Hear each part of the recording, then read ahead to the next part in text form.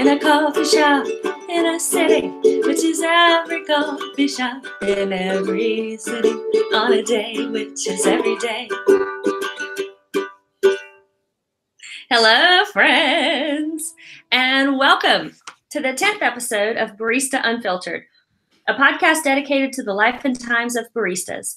They tell us what's brewing in their lives and work in this free-flowing and unfiltered podcast. I'm Jody Lee. And I'm Austin Miller. We're your hosts, and we're glad that you've joined us again. Today, our guest is Catherine Sled. She lives here in Broomfield, Colorado with me, not like in my house, but in the same town. We're Beefielders. Woo! She's going to tell us all about her work as a barista at Otis Coffee. If you're a loyal listener, you know that Proper Grounds and Proper Coffee and Cocktails changed its name to Otis a couple weeks ago. So Catherine is comrades with Jake the Roaster, Monica the vegan. Who else have we had on? Yeah. Ellie, the crazy woman with the Earthship story. And we've got our little chicken, our residential chicken. Right here. Being shown on YouTube. It still doesn't have a name, but we've got some ideas. We've got some really good ideas. So if you've got ideas, you need to be sharing them because I'm about ready to name that chick. All right. Before we get going, we want to remind you, check us out on YouTube, and please subscribe to our YouTube channel. We've got like 18 subscribers, and when we get to 100, we get to name the channel, and that makes it so much easier to share the links and be excited about it. So even if you subscribe for a moment, it would be wonderful for us. Let's get busy talking to Catherine. Hey, good morning. Good morning. How are you? I'm good. Good morning, Catherine. Morning. So first thing we want to know, what you drinking? Tell us about your coffee. So I saw Jody earlier today as I stopped by the coffee shop, and I love Otis's House Blends. They have natural processed Brazil, Guatemala, and that's my favorite thing to drink right now. But the thermos is the most important thing. This is customer tested, barista approved, sponsored by Muir. Tell me about that company. I see that Monica carries those as well. I don't actually know about the company, so I'm sorry. Oh. I have no more information other than you can clean it really easily and well, and it's just super easy to throw in your bag. Is that plastic? This is plastic. On the lid? But it has like a good seal. Oh. See? And it's aluminum? Yep. Stainless steel. It keeps it warm long enough for you should drink your coffee in like half an hour because then it actually kind of goes bad. In general. Okay, that's good to know. Anyways, does it go bad like you shouldn't? No, it's healthy? just more like not optimized, not flavor optimized. Okay. But Jake can correct me if I'm wrong. I am. You know what I do in the morning? I make a mocha pot and I let it sit around practically all day. I do that sometimes with my too. But if you're gonna have like your coffee shop coffee, I love this thing. Well, I'm drinking a little iced latte out of my mocha pot. For those of you from my days at the University of North Carolina at Chapel Hill who worked at the Carolina Population Center with me, tune into YouTube to see my CPC Man mug. That was my boss would dress up as a superhero, like full on, like even with like a diaper thing on. Anyway, he called himself CPC Man, and he was protecting the world, keeping it safe for demography, like good data. Anyway, when I think of him when I drink out of this. That's awesome. All right. So, wait, you didn't ask me. What are you drinking? I'm drinking what you sent me. This nice holiday gift. This is the holiday Brent blend for 2018 from Carbo Coffee Company, and it's really like nice with a light little sweetness, not flavored, but like it has, the beans have a sweetness about them. It's really, really good. The way I prepared it probably wasn't the optimal because I usually just walk over to Spike's and get coffee. But this morning it was pouring down rain and I like busted out my automatic drip thing that I had like stashed over on top of the cabinets and then cleaned everything off. And it was a little bit of a process, but it was better than walking out in the rain. And this is delicious. I'm really enjoying it. So free advertising for Carbo Coffee Company. The Holiday 2018 blend. That's what I'm drinking too. And nice. Catherine doesn't know it, but that's what she's drinking she too. made me a nice latte. So yeah, so we're all having the same coffee beans today. Yeah. Nice. All right. Well, let me tell you a little bit about Catherine, what I know, and I'm sure there's so much more I don't know. She's a hard person to define. she's got all kinds of talents, and I'm sure I only know a few of them. She's a fantastic barista. She has great hair. Ellie does her hair. So, I mean, that's part of why it's fabulous, right? She's a mom of 4 rowdy kids who attended my Halloween party, and they are adorable and fun. She's a poet. You can check her out on Instagram, and we'll give you that handle by the end of the show. She's a photographer. She is a student of life. If you've ever met a person like that, who's just constantly amazed at whatever's going on, very curious personality, that's the main way I see her. And she is a super friend. So everyone who knows her is lucky to know her. And she's just a great person. So I don't want to make you blush, I am, but she's a pretty spectacular person. This is going to be fun. Tell us how you started making coffee. Tell us a little bit about your first job, how you got hired, what your community there was like. So actually, Otis is my first place that I've worked. I had always kind of joked that I said I want to be a barista and a bartender for a year. And one day I was in the coffee shop and I just decided to go up to the counter and ask. And I was like, "Hey, are you hiring?" They're like, "Yes, you are. Yes, we are. You want to interview tomorrow?" And I was like, "Whoa, okay." And so I showed up and I used my Michael Scott line because Otis does coffee and cocktails. So I said at the end of the interview, not at the beginning, that I could kill 2 dreams with 1 job. So, which I thought they thought was kind of funny. So you were in. I know, right? I didn't hear anything for like a month though, and I was pretty sad because I thought, well, I just didn't get it. And because I didn't show up with a resume, I was like, "Hi, I just really love coffee and I would love to learn." And but my espresso machine kind of like blew up on me. Mm-hmm. And then my phone rang and I found out I got the job. So that was kind of a fun little universe balancing moment. Did you now you know get your when coffee you're for free. Exactly. Did you know, like, when your espresso machine blew up, did it break your heart, or were you like, no, there's something better? Oh yeah, no. I mean, I was able to fix it, but the pressure's been weird on my portafilter, and so, but I was very sad in the moment, and then all of a sudden I was very happy. So, let's see, I've been working there, and the community is honestly my favorite part. That's why I wanted to get into coffee. How do you perceive coffee culture community? I think that it's the way that, at least here in America, or where places are more third wave, I can't really speak to like more of the chains, but that's the way that people feel safe and like at home to connect with each other. What is third wave? What does that mean? It's like not a chain coffee, so it's not Folgers, it's not Starbucks, it's like an individual, more localized like thing. Okay. We're going to get to the end of my knowledge like very fast here in any of these questions. But yeah, I've been surprised, I think, by how many people are regulars. Like that was something that I didn't really consider when I was starting to work. Like you'd think you'd see all different people every day, but you actually see mostly the same people every day. And that's just really cool. Yeah. So like if someone breaks their leg, you get to see them like come in on crutches for a certain number of weeks, and then like they're going to physical therapy and then they're better. And someone's going on a trip, they come back, you get to hear about it. And it's just really cool to be a part of people's lives in that small encounter. So is Proper the kind of place where like if you're working one day and somebody walks in, like if they are new around those parts, like they haven't been around?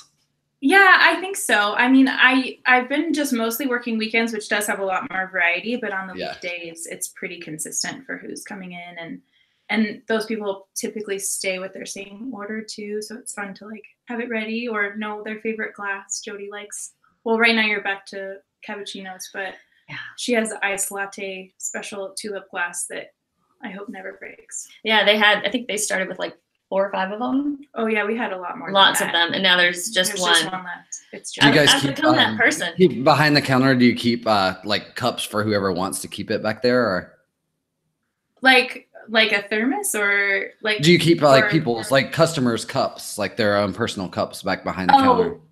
Well, they'll bring theirs in, and then we'll like heat it up, or sometimes we'll wash it. Yeah. I know what you're getting at, and what you're getting at is Jeff Rylick's cup. Oh yeah.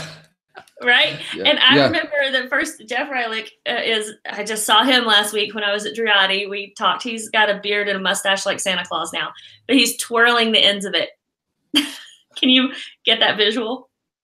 So for a man with no hair, basically, he's real fuzzy now. Anyway, Jeff Rylick had his own little tiny little porcelain with art around it cup. Ooh. It stayed at Driotti, and when he walked in, they would pour his coffee for him. Oh, okay. And I kind of love that idea. it's That's really sweet. Cool. Well, and Driotti is smaller than this room that we're in right now. Like it is such a tiny space. Like they made that. Do you know the story of how that all started? Like how they made that space? I know it was a book bindery. Oh, you mean how he started having his? Yeah, his how they kept. Oh, no, that predated me. With space at a premium, like how did he get that arrangement? Yeah, it's a good question. I think it was probably with the original owner. Yeah, I gotta ask him that. I'll ask him that next time I see him. Well, anyway, that kind of have that situation with my little tulip latte glass because it's my glass, and they're all trying not to break it. It's a team effort. It's really funny. It really is. Yeah, it really is. Okay, well, enough about all that.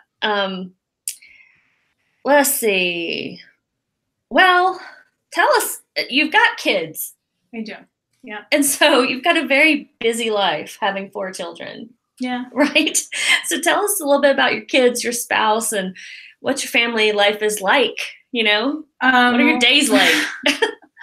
Well, right now, I feel like we're in this, I was joking to a friend, like almost single parenting because my husband's in school. And so the days that he's in school, I'm home. And the days that I'm at work, he's home. So it's like very much trying to find time where we overlap and being intentional about that. But yeah, I've got 4. Oh, I heard a car in San Francisco. San Francisco. And that was fun. So yeah, I have 4 kids, boy, girl, and their ages are 9 and 7, 4, and 3. My 7 and 4-year-old are almost 8 and 5 though, which I feel is significant. So they're all very different. My oldest is like a really dry humor kid, and he'll like call BS on me whenever it's there. Like you said, it'd be 5 minutes. It's not exactly 5 minutes. Oh, fun. I hear about it. And then my older daughter, she's really creative and like just super engaging and like knows how to create space for people. Although we have to work on like making sure she knows that she can take what she needs.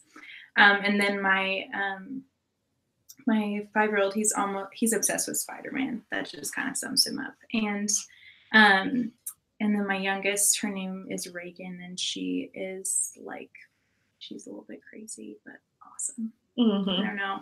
It's like, it's hard to, yeah, they're just really sweet. So it's very, very busy. And working in coffee has been lovely because I get to like clean things that stay clean. I get to talk to adults, and I get to just be myself for a few hours because I think that's really important for moms to have their own identity, because often it gets attached. I mean, I think with anyone we can attach to something else as our identity, but I think it's important to have space where we can always know who we are or begin to continue growing as ourselves. Does working outside the home and having a job that you at least go to like 2 days a week help you have a little bit of that separation? Yeah, it does. It does. And actually, it's interesting. Just last week, a friend that I met through the coffee shop, she's a musician and also another barista. I should interview her. Her name is Shelly Rollison, and she is an incredible artist. Met her as a regular, and she has a thermos very similar to mine. It's not a mirror. I think it's a Vita, but it's basically the same thing. So that's how I connected with her, actually. She told me, we were just chatting, and she was like, I said something about getting to be alone, and she was like, oh, it seems really obvious to me that you're the kind of person that would need a lot of time alone. And I was like, people don't say that to me because I'm really extroverted. And I guess it's helped me be able to be like, oh yeah, there's little weird things that I do. Like if I go somewhere with my kids, when we get home, I like go in my room and I have to reset, so that, cause it's just too much going on and everybody kind of takes a break. So yeah, I don't know where I was going with that, but just Well, a lot of people are Way like to be highly functional introverts. Like you're Yes. you're really good at being extroverted, but you're not actually extroverted. You want to I mean, it's about how you recharge yourself, right? So if you actually get energy from being around other people, then you really are an extrovert. But if you're just good at being around other people, but then you have to go like be alone for a while, then to recharge your battery, then you're probably actually a little bit more introverted, right? Yeah, and it's funny because I've always personality tested as like 98% extroverted or for a long time. And then I went through some things in my life and was sort of like, no, this is more what people have reflected to me as like I should be, as opposed to who I am. And yeah, it's really helped me filter through things that I have like kind of beaten myself up for, like being by myself or more reclusive. But in a way, it's actually just part of who I am. And that's okay. So yeah. But as far as that relates to coffee, it's really good to be just get out the door and just be somewhere else that's not my house for a few hours. Yeah, and have adult conversations, right? Because you're not hanging out with kids at the coffee shop. But when they do come in, you're like, oh, I know how to relate to these little people too. Yes. So, we do a thing at Otis now that I sort of like put a bug in their ear about was like a free little mini steamer with a parent latte, because like you could just steam a little extra milk and you pour like half cold, half hot milk. And then the kid has something so that they're not like freaking out at the parent. Oh yeah. We do that at Spikes. Actually, we have like we make a little kid's hot chocolate, and it's like, like a tiny little like lukewarm hot chocolate with a ton of whipped cream on it. Some kids, like, instead of the hot chocolate, they just want a cup of whipped cream, which we can do that too, but which you probably call a puppuccino when the dogs are getting that's it. Right. Oh yeah. Occasionally the dogs do get it. Yes. That's really sweet. I love that. Because I think, coffee shops tend to just cater to single adults. And it's nice to have kids running around, not having kids myself. I enjoy seeing kids out in public. I don't want mine. I don't want them, but I love being around their energy. And so a coffee shop that's way too serious about that, it just brings me down. But what I loved about Cafe Adriati is that kids could just run around. Like they had nature pads and like stuff to do. And do you remember Catlin used to bring her little guy, Sebastian? See, that was after I moved already. Austin. Well, anyway, it's the same kind of thing. I like that. I like it when a coffee shop, embraces children in that way. So if you're not doing that and you own a coffee shop, you might want to consider doing that, being welcoming to families. There's a couple of cool places. It's nice at Spikes because it kind of comes in waves, because we're right by the elementary school, so you can predict what time the place is going to be flooded with kids. And then there's like certain people who are, made grumpy by children, and they know when to come. When they can avoid that. So it kind of works together. The customers like kind of like have their territory as far as like the time of day goes. And it's like a cruise ship schedule on a small island. Yes. When to go into town and when not to. Yeah. There's a coffee shop I sat next to the owner on an airplane, and it's called Cafe Au Play in Durango, actually. And I think they were just opening, but she set it up as a nonprofit. And basically what it does is it just creates, I think they have someone who's like on staff as like childcare, so that parents who like need to work remotely can come and their kids can play and they can have their coffee and their laptop and get some stuff done while there's actually a space for people for people, but they're tiny humans, tiny people to be entertained and engaged, which I think is so cool, because my husband and I were talking about, like, it wouldn't be so hard to have kids if we could actually find a way for them to be a part of our working lives. And that's not necessarily the burden of the employer, but I think we could make it more accessible as a community and just as a... Well, a lot of the breweries do this. Like, breweries are really good at having space for kids and games and that kind of thing. And do they hire a person who's like there to take care of the kids all the time? Maybe we get worked in at a brewery. I haven't seen that. I haven't seen brewery employees that work with kids, but I mean, every brewery you go into in Colorado, there are children there. And it's sort of a makeshift playground that just pops up because there are so many parents bringing their kids in. I know if you're not like out in Colorado, that probably seems really strange, but that's common here. Yeah, there's a lot less kids here in San Francisco, so most of the spaces, yeah. I mean, except for certain neighborhoods, but definitely, you know, there's less. I mean, there's kids around, but there's a lot less. Here. Yeah, it's hard to afford living there as a single person, like let alone trying to make babies, right? Yeah. And well, you know, your kid might come running up to you with like a used hypodermic needle and be like, "Look what I found." Okay, I think we're moving on to the burbs. I mean, that place is wild and exciting. All right, Catherine, as I mentioned, has got a ton of creative pursuits. I'm just curious, like, how do you find time to explore them? What's that like? Yeah. Well, I am starting to love the early mornings, which working in coffee has helped me do again.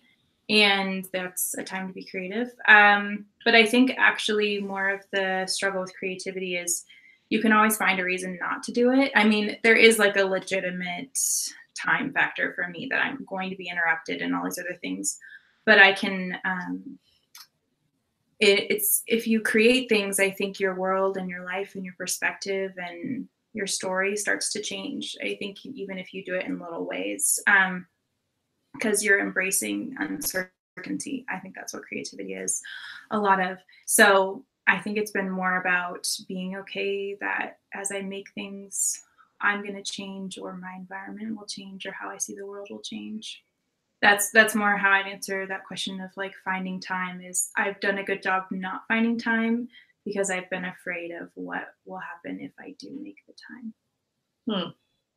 That makes sense. Yeah, I'm reading Michelle Obama's book right now. Well, I'm listening to it. If you get it on Audible, you're hearing her speak it. And I'm going to do that. It's so good. But the chapter I'm on right now, I think chapter 14, she's talking about having young children and how to balance all of that. And she came to the same conclusion. She started getting up early at 5 a.m. to have her time. I find as a person with a job, or 3 jobs like I have, I do that same thing. Like I have to have those early morning hours, and I don't know that I would be functional or creative without them. I don't know. Some people have like their inspirational fairies talk to them at different times or different situations, but mine definitely talks in the morning. Yours too? I have felt like I don't really get to choose the time when I'm driving, honestly. I need to get a good voice memo thing going because when I'm driving, I have good thoughts. I like that what you just said, though, because it's like you have 3 jobs. And I think sometimes we can even isolate our lifestyles as like, I'm a mom of 4, so this is why I don't create. But we all find different reasons, and we can all, in a way, empathize with each other because we're all busy. Right. I mean, is there anyone who isn't? And not allowing our world to isolate us from what we could start doing, or at least the reasons that we're afraid to begin.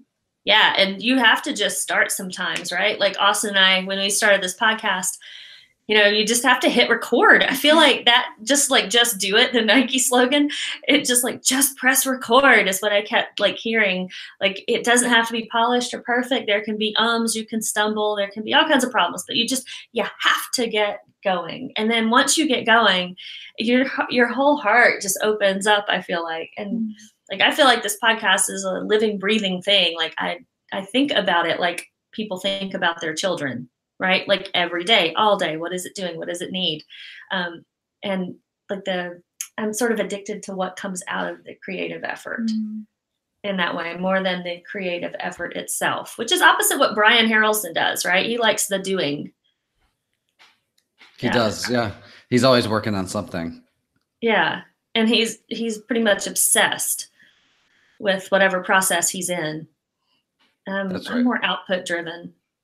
I like that. I'm curious about that because I think in some ways I actually am too. I create to see what's outside of the norm after that's been kind of articulated and like looked at. I think what would things look like if we moved here or here. Yeah. But there's still like some motion involved in that too. Well, Some I more questions. kind of keep in touch with you on Facebook, and I see that you write Yeah. poems at least weekly. I do. Right? I It feel seems like like weekly it. personally I do, but maybe I do. I don't know. I guess I do. I realized I brought one. I can actually access it from your phone. Yeah. Maybe it might be a good Do it. Is close. it on Facebook? It's on Instagram. You follow me, don't you? Yeah, but I don't know how to use Instagram. Do you have it on there though? Hang on, let me. Do you have the app? I think As I long do. as you have the app, I'll just use it. But we're not finished. No, I'll post. We have so much other stuff sure, to I'll discuss. search for it, but I'll just get it ready. Okay. Well, here's a question I have for everybody. Like in general, I want you all to think about this. If you had a full day to yourself, like what would fill up your heart the most? What would you do for yourself or others with a full day? Are you asking me? Wait, I'm gonna listen to you. I'm asking everyone. I mean, I'm lucky. I get this sometimes, like I'll have a day off and it depends on what how I feel, but I actually spend time like trying to take care of myself, like health wise. And I think that's something that happens like when you start getting, past your 30s, like you have to like listen to your body and start taking care of your body a little bit more, because everything isn't just going to repair itself like magic as you get older. So that's one thing that I definitely do. And then lately it's been like working on this podcast, which has been fantastic. And this is the first time I've had like a real project like this to really work on outside of work. So this has been great. And I've really been loving this. But mostly it's like, get out, exercise if you can, do something that makes you feel better, and not necessarily something that somebody else wants you to do. But what would you do if you didn't feel pressure, from another person? Mm-hmm. And I've been trying to go with that more and more often. That's a good Take exercise. Bike ride by myself, something like that. Yeah, I think when you're in a service industry, you tend to want to do things for yourself in your downtime because you're not. Mm-hmm. And then if you're not in a service industry, if you're in a less sort of a service oriented job like computer programming or something, yeah, where you're not subjected to intense interactions as part of your daily work, then you look to give back to others. You know what I'm saying? I definitely find that I feel that very, like, being in the service industry and sort of like, waiting on people all day, every day. That does kind of make me different with my downtime. I've noticed that, because like I notice like some people, like they get off work and they're really hungry for like social interaction because they're in a job, either they're like working from home. There's a lot of people here that, they're working on tech stuff at home or whatever their job is allows them to be at their computer at home, but they don't really have any interaction all day. So they're like really hungry for that. I'm kind of on the different wavelength because, my job is almost like my social life also. So, so then there is definitely an element of sort of like self-care for me and my time off. Like I'm not necessarily like dying to go out to the bar as soon as I get off work kind of thing. I'm usually like want to come home and cocoon for a while. What about you, Catherine? I have found that practicing to take time alone has been good. Initially, I will always like veg out, whether that means like sleep or watching a show, like just burning through it. And what's been good about working on that has been like to not bring self-judgment for that, because allowing the process like to move from like restorative, like you're saying exercise or something like that, but allowing that to take its toll. Like if you have a deficit, you've got to like recover. Yeah. Yeah. Well, it's so like exercising. You have to, you don't have any gains if you don't have some rest time. So you have to rest. Does the chick do CrossFit? Actually, no. You guys interviewed Monica. I do CrossFit because Monica does CrossFit. She's so inspiring. But yeah, giving Monica's such a pusher. She's not though. She is. That's my favorite She thing. is. I don't think she is. She's got me thinking about veganism more, Oh, yeah. and she's got me drinking oat milk now, and she's got you doing CrossFit. But I think it's just like, this is what I love about coffee community is like, she just loves what she loves so well and with such kindness. And I don't know, it's always like an invitation. I don't know. That's why she is the best influence on me. Yeah, she's a very inspirational she's person. Super inspirational because Yes. she's just loves things so well. Yeah. I'm lucky to be your friend. So, I mean, getting back past the deficit, then starting to create things, I think because my youngest is now 3, I wanted so desperately to get my head above water before then, but had been through a lot and finally am now starting to be able to be like, no, I'm ready to do what I want to do. So then starting to build or create or play, I guess, in more conventionally productive ways, but really also life-giving ways too, is what I do with Days Alone.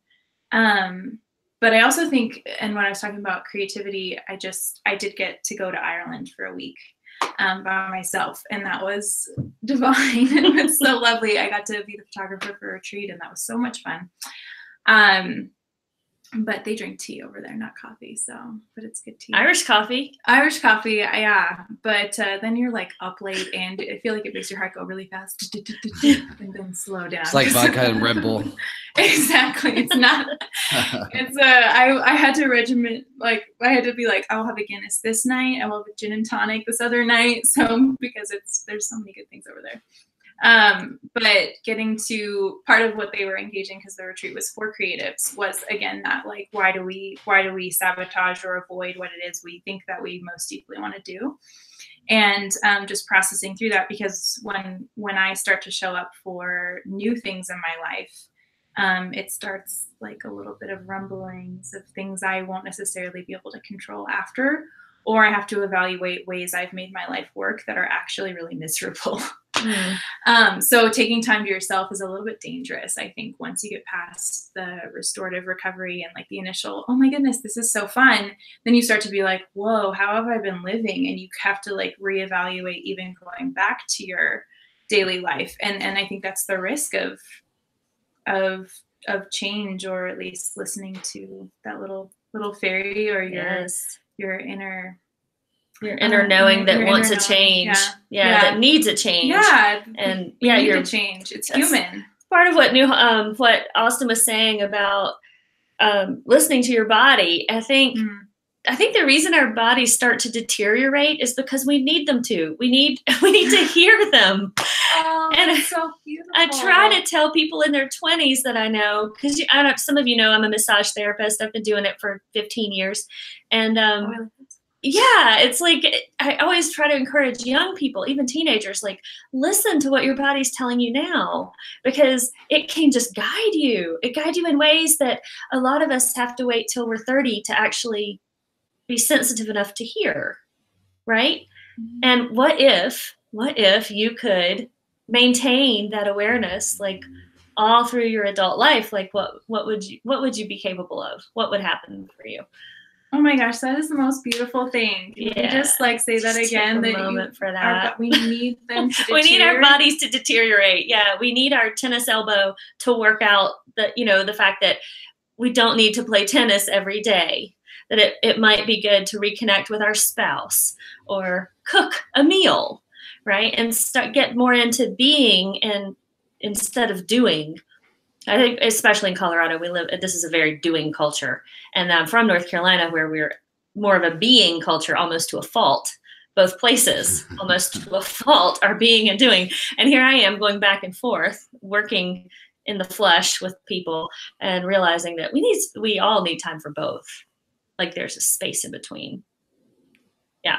Okay. But anyway, I'm like, gonna be stuck here now. That's my favorite thing. That's so beautiful. I was telling someone that I was like, I like have tiny bits of wrinkles. I'm only 29, but like Mhm.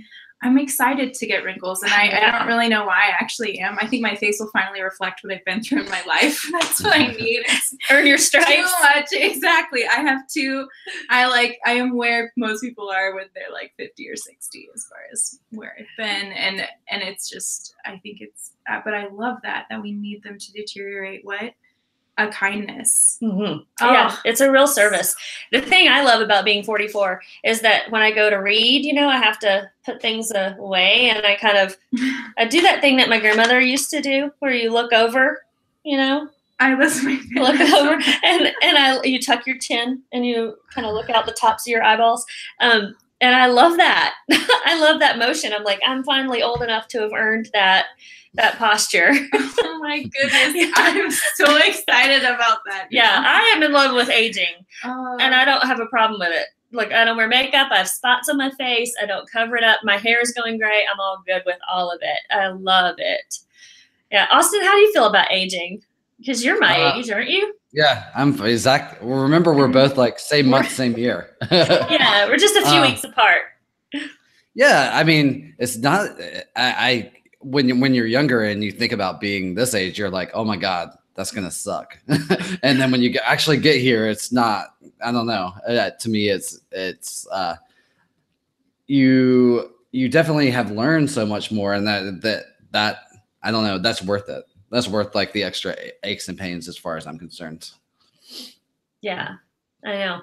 And too, as you go through life, like, you get more and more experienced with setbacks and disappointments and traumas and that kind of thing. And, I know from recent conversations that I've had with Catherine that she's emerged from some traumas as a young person, and she has spun that around so that now she's devoted to helping other people move through their trauma.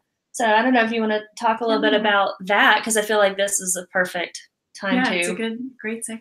Yeah. I think the only way to heal that I realized for myself was to go through it. Like, that little kid's book, we're going on a bear hunt. Does anybody know this or no? Gonna catch a big one. Yes, exactly. I know the song. And then you go through oh no, there's mud, and oh no, there's a forest. And it's can we go over it? Can we go around it? Can we go under it? And it's oh no, we've got to go through it. So I feel like that was how I had to heal from some things that happened. And that's been a lot of living out here in the last 3 years. We actually moved here because of some counseling methodologies that were available here. And then I loved it so much, I'm pursuing training in that methodology. So what I love to do is, the fancy word for it is trauma-focused narrative therapy. And I'm a lay person, and I'm not certified, but I've done some certification, and I'm going to continue with that.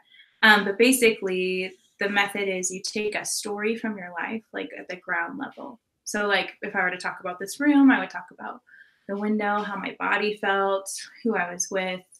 And if it was something for trauma, whatever varying degree, something that someone said to you that was wounding, and you tell that story either in a group or with your therapist. And the things that there's beliefs that we take from certain moments in our life that we're even unaware of at a core level. And the story is reflected back to you, and names that you were given that were wrong or are renamed. And it's the way that I describe it is like Inception almost. It's a negative part in the film, but when he replaces the little totem in his wife's dream to make her think the world isn't real, which is negative.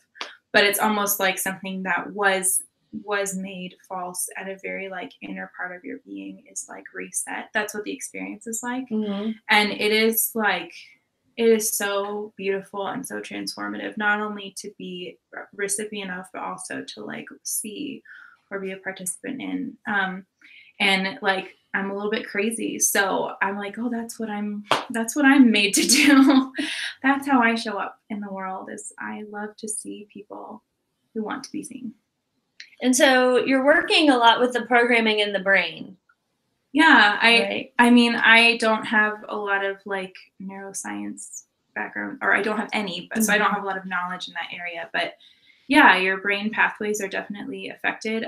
Something that from my training that I did in the school that hosts, it's at the Seattle School of Theology and Psychology, and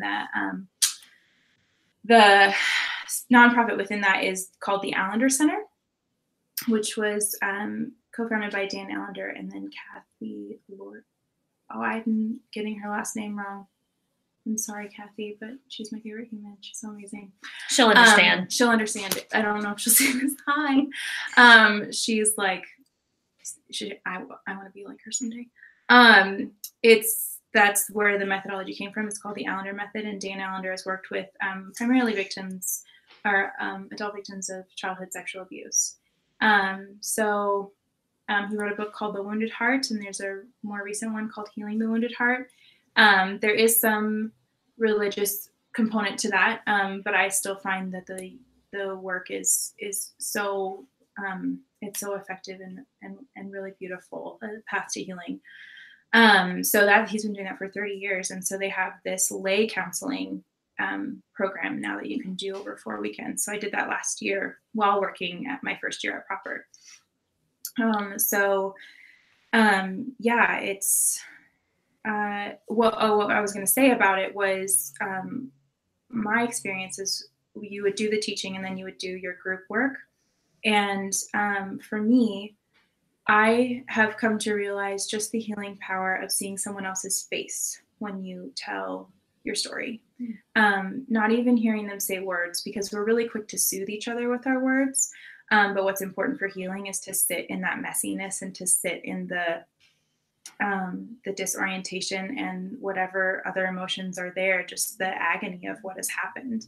And then being able to look at a face that is not the face of someone who harmed you, but the face of someone who's actually reflecting the way the experience should have been, you should have been able to know in your body and know in your heart, and seeing a face of kindness and seeing a face of compassion across from you, and not one of anger or not one of someone that you fear. Like it's deeply, deeply transformative.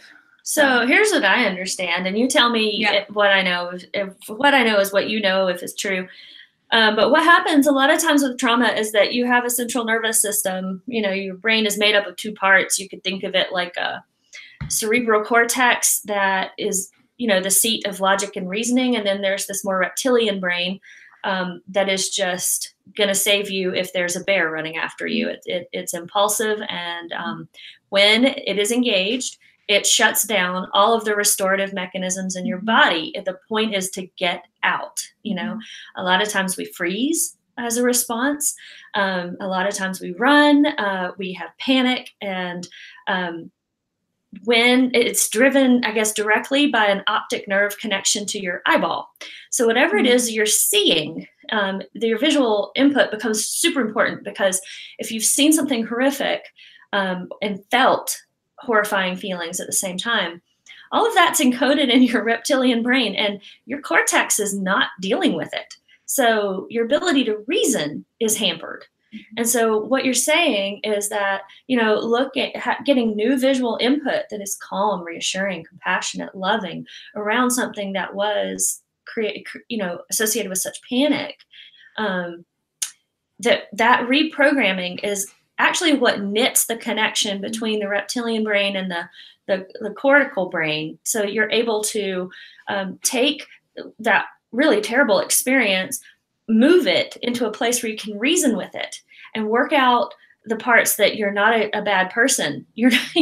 This is nothing for you to feel guilty about, you know, that bad things just happen. Like you can, what you would say to a friend of yours who's going through it starts occurring in your own brain, right? And you become less judgmental, and then you're able to move through something. But I think that's why the reprogramming the visual input is so incredibly important, right? Because I mean, you got the science way more down than I do. Like there's things in there that I don't know about. Like, and everyone here's the underlying explanation. I mean, and I think it restores some of that attachment within your own self, because when your core attachment is broken as a child, there's just no getting it back. Sorry, guys. Yeah. But it restores it within your own body, like your system is restored. And yeah, the three things behind that actually I feel like are very present in a coffee shop, as attunement, containment, and the capacity to restore. Because attunement is, I see your face, I'm reflecting what you're feeling, I'm here with you. I know your need. And I feel like when customers come in, getting to bring them like, what is their favorite drink, knowing their beverage, or looking to what they're hoping to experience that day or what they need, and you give them attunement. And containment is, there's a counter between me and you. I'm not going to invade your life. We have a financial transaction so that this isn't weird, or like, and it keeps these boundaries, which we do need as humans. I think I like the word containment because it means like each person is the gift of themselves and they belong to themselves, and no one has to like merge that together. And so the coffee, there's enough space for you to be vulnerable and then leave in like 5 seconds, or yeah, and it's a base for attachment. And then capacity to restore is just like, if I mess up as a customer or you're having a bad day, we can still relate to each other in a way that like things aren't going to be over. You're still going to come back and get your coffee, or Your money is still whatever. good here. Exactly. And actually, as someone behind the counter, now too, coffee has been such a healing place to work, because I get to interact with people constantly, and there's a lot of different experiences and different faces, but I don't have to like absorb the negative or like engage with it. I get to be myself and bring good. And do you ever find, so there's always, bartenders and baristas always talk about how we're like, part-time therapists, because we, people come in but actually, do you ever find yourself doing the opposite, where like a complete stranger customer comes in and you sort of like unload some of whatever is going on with, I think it actually goes both ways. Maybe a little bit less often in the direction of like the person who's working, like unloading on a customer, but it happens, right? It's definitely, I'm cracking up because that's what happened when I met Jody. This is the one where we don't talk about the cult, right? Is that we can talk about whatever you want to talk about, but let me just preface that I am a healer myself. I'm a therapist and I'm good at it. So I bring that to people constantly, and they feel it and they respond. And that's part of what makes my life fun. So yeah, did it feel like an assault? It's normal in life. Apparently, maybe I'll feel better if I control it. So, apparently, when I first met Jody, which isn't my first memory, because my friend, we were laughing about this before we started, was that she had brought up a copy of Margaret Atwood's short story. It was a short story collection. And that was right about the time that either The Handmaid's Tale had been released or I had started watching it. On Hulu. You can see it on Hulu if you haven't already seen it. On Hulu. And if you have a strong stomach. Yeah. It's really dark, but I think important and relevant, but don't go watch it if you are sensitive. I watched both seasons.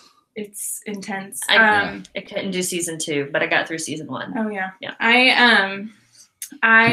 And so she had the short story, and I apparently asked her because I still can't even remember. I was like, have you read The Handmaid's Tale? And because I have a similar background to that story, not that you would notice from like the hats and the bonnets and more coded. Yeah, more coded. It looks totally normal. But definitely so. But it did affect what you wore. Well, yeah, I mean, I would have to, I was kind of policed with my clothing. I couldn't wear makeup. And I look back and I think I really was not very creatively disobedient. So that has been something for me to play with now in my life, is what ways can I have fun, like subverting whatever rules there are. It sucks when you get older and you look back at your childhood and you think about all the ways that you should have rebelled, actually. And you're like, I was so good. I was like way too good. I feel like I was way too good, actually. Yeah, exactly.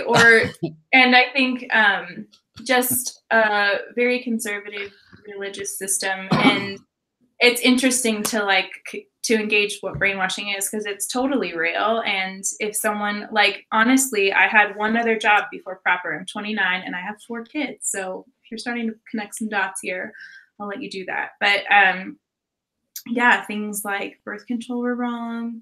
Got married right out of high school. I mean, and there's a lot more coming to the surface now, but of this kind of movement of homeschooling conservative Christians and just the impact that that's had. I think it came from stories of people who didn't know how to process the regret in their own lives and then went to rules and security and certainty and religion as a way to keep them safe from accepting themselves. Actually, it's uncomfortable to accept yourself. It's uncomfortable to be accepted. It's uncomfortable actually to experience real true grace.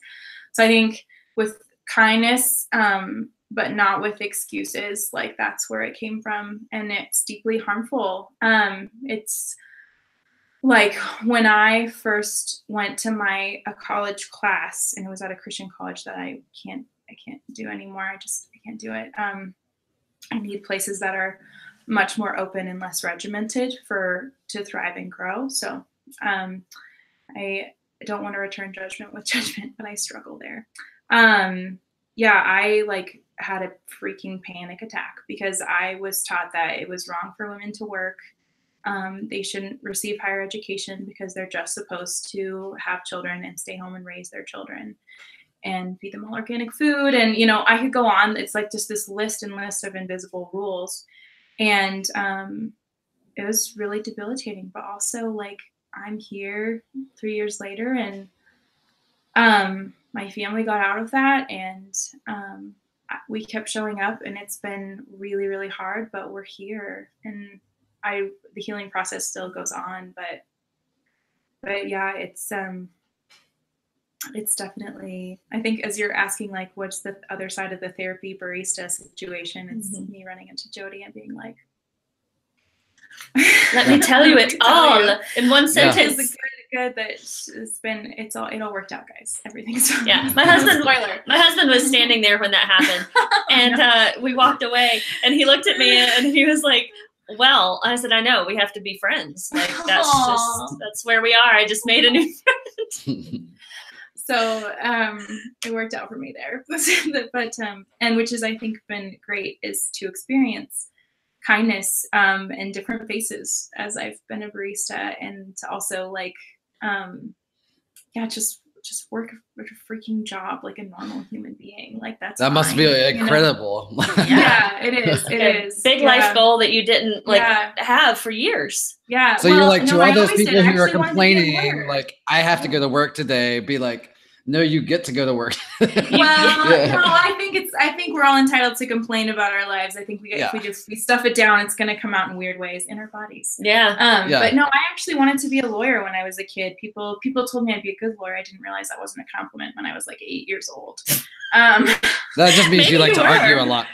Maybe we were creatively rebellious. So I was that's the thing, is it's like realizing, no, I wasn't difficult. I was just seeing what was really going on. And I wasn't like overly sensitive. Like my environment was toxic and really harmful.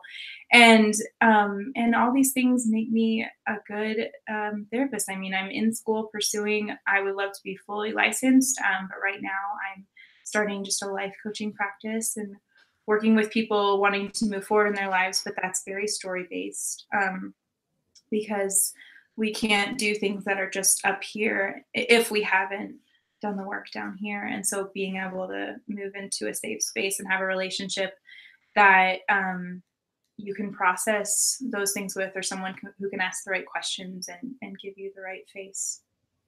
I just love to do it. It's Dan Allender, who started the School of Things I went to. He says it's the greatest fun in the universe, and I have to agree. It's so beautiful. Yeah, I mean, helping people through things is. I just think it's what I'm here for. And if you're called to do it, it's like the best creative effort you can make. Yeah. Yeah. Well, I want to wrap up. Austin, do you have any more questions before I? No, I don't. I feel like you did such a great job of just like bringing it all out with us without us having to ask too many questions. So thank you. Yeah. Yeah, it's pretty. That was so fun. Yeah. Pretty awesome. Okay, well, we want to hear what your favorite 3 coffee shops are. Because Oh yeah, and can I read this poem since we talked? I want that to be closer the very the end. very very end. Yeah. Okay. So my 3 favorite coffee shops. There's one in Belfast, and it's called Root and Branch. And I just started following them on Instagram randomly. I don't remember how. And they you can choose your espresso, but there's multiple blends you can choose from. So it's not just single origin for your milk drink. And I just really enjoyed that. It was a very fun experience, and it was delicious. You went there while you were in Yeah, Ireland? when I've been to Ireland a few times. I'm a lucky person. And it's went there one of the times I was there. We have a Is, loyal is listener Root and there. Branch like a sort of a third wave kind of place, or is it? Yes, it is. That's They're really amazing. I mean, I am always in awe of the latte art they're pouring and the roast that they do. And yeah, I think you can order their coffee online as well. That's interesting that they embrace blends, because a lot of third wave is kind of going away from blends a lot. But I feel like, I could see that if you're someone who really knows what they're doing with putting blends together, you could really do some interesting things. Yeah, they have, I think, and I could be totally wrong, but I'm pretty sure they had at least 2 different blends and a single origin, but I could be totally off. And it was over a year ago now. But yeah, they have one called Saints and Scholars, and I really enjoyed that one. And they did one where they put it in casks for Irish coffee specifically. They put it in the whiskey cask from, I think, Bushmills. They did a collaboration. And I did not get to buy that before it sold out, but they do cool stuff like that. And then the second favorite coffee shop is Bindle in Fort Collins. Oh, right. I love. Do you go there with Monica? Because she mentioned it. We've been there once or twice. Our little tiny thermoses, the mirror thermos, it's a smaller version of this. Guys. Okay. I'm just bringing it back. I just love the atmosphere there, and it's just their pastries are also phenomenal. And then my other favorite one is in the Springs. I mean, I love Otis. You love Otis it's too. for what's your favorite book? And he's like, what? The book I wrote. Otis, but my Story Coffee Company in Colorado Springs. Okay. I like as far as locals go, because it's a tiny house and they built it in Portland, and the owners are so cool. Stop it. And it's in the Acacia Park, and there's a lot of homeless there too. And so now they're partnering with I don't remember. It's someplace that makes meals there nearby. And they did this little thing for their rebrand where you had to be in your community. And so just, again, combining coffee with healing, Mm-hmm. and I think it's just so cool. So those are amazing places to check out. Cool deal. Yeah. All right. Well, So- as we wrap up this episode, we want to again thank Catherine Sled for being with us today. Thank you, listeners, for joining us. Hang on if you want to hear her poem. You're going to have to listen to me talk a little bit before you get to it. We want to hear from you, so send us your ideas at info@baristaunfiltered.com. Let us know who we should feature on our show, what topics you want us to cover. If you've got a guest that you want us to interview, tell us that person. Introduce us. You can find us on Facebook, Twitter, Instagram, YouTube. We have patrons through Patreon, so join the cool kids, support the podcast if you can. And with that, I will say, I'll sign off and remind you guys to be good, stay caffeinated. I'm Jody Lee. And I'm Austin Miller. And Catherine Sled's going to take us out with her poem. Yeah, I wrote this in a coffee shop in Brooklyn, so it feels fitting to share just as an exercise on being present. I've been reading Patti Smith, who wrote the book M Train, and so I wrote a poem called N Train at 9 p.m. The woman who hadn't eaten since yesterday steadied herself from car to car, asking side to side, thanking the eyes locked straight ahead for your generosity and kindness. Everyone blended into seats except for 2 boys climbing a post in the middle. She reaches them, their wide eyes paws and hands pocket. With a nod from Mom, a nickel's offered, and the woman's lonely procession moves on. The boys climb again, their parents resting in the corner seats, dads cheering them on with pure delight and believing pride. They reach the top. 1 pole, 2 boys, arms and legs. Mom smiles, Dad claps, and his prosthetic stamps the ground in approval.